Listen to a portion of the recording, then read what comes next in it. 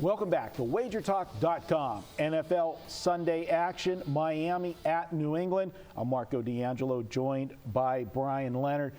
Brian, to me, this is a really, really bad spot for Miami. They lost the game last week that we all know about the log jam in the AFC with the wild card picture, because Miami's not going to win their division. They're solely looking at a wild card. And to drop that game at home last week to Baltimore, one of the teams in the thick of the hunt for the wild card, it's like a double loss for them. And the way they lost it, and I'll admit it, I was on Miami last week. I thought it was a good spot for them at home. They were playing better. They jumped out 10-0, went right down the field the first two drives of the game, and I'm sitting there like, hey, this looks pretty good. Mm-hmm. And that was it. 28-3 the rest of the way. And that's really concerns me how they react after that game. Yeah, I agree. I bet Miami in that game too. And they've had a lot of these games lately. They had the game against Denver. If you remember, I know you remember. I remember the Denver game. Thank God they got the backdoor cover at the end. But they've had a lot of these games where they've had that lead and they're just wearing out. The problem is they're facing teams now, and we talked about this with Rutgers in college football.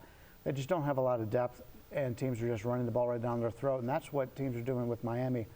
They're running the ball on them, and they're wearing them out. And as the game goes on, they start to wear down. And well, one of the other things that has hurt this Dolphin team, if you go back and look at the first half of the season, this team was rushing the football very, very well. Now teams are starting to stack the line, daring them to throw the football. And we've seen now in 4 of the last 5 games, they haven't cracked 100 yards rushing. And that's putting too much pressure, I feel, on Tannehill. He's matured, he's gotten better, but he hasn't made that next, leap. You can't put him in elite status, and really, he's only average, maybe a little bit above average. And I've always said it, take an average quarterback, give him a good running game, you're going to make the average quarterback a good quarterback. Now that they've taken the running game away from Miami, we're seeing really he can't carry a team. Well, when you don't have a lead, you can't run the football as well. And the problem you're getting is in the second half of the game, they're getting away from the running game because they need to make something happen. I'm going to take a look at the total in this game, and I'm going to play this game under. And I think it's strictly because of the game plan. If you watch Tom Brady, he's just been a terrific quarterback his entire career. But take a look at his marks against Miami. He is not nearly as good against Miami. Miami has the ability to get pressure on Tom Brady. They sacked him 4 times in the first game of the season. They got to him 12 times hurries or whatever. They're able to get to the quarterback without blitzing him. Tom Brady will kill you when you blitz him. Miami doesn't blitz very often. That's why they have success against him. On the other side of the coin, Bill Belichick knows he can run the football down Miami's throat. Mm-hmm. He doesn't want his quarterback to get hurt. He knows his quarterback has struggled against this defense in the past. I think New England is going to run the ball, run the ball, run the ball. And as we talked in the past, they're going to when you run the football, you take time off the clock. You already talked about Miami's offensive struggles. They don't want to get too far behind by having to pass the ball, but they also have to run the ball. So when you got 2 teams, their goal in this game is to run the ball. And obviously, when you're playing Brady, unless you're way behind in the game, you want to keep him off the field. You want to run the ball. I like this game going under. Yeah, I agree with you 100% in this one. And you talk about running the football. The last 3 weeks, listen to these stats.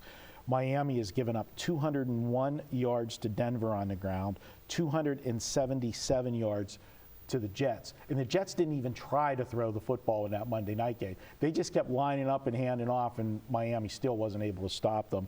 And then 183 yards last week. This is a team, like you said, is wearing out.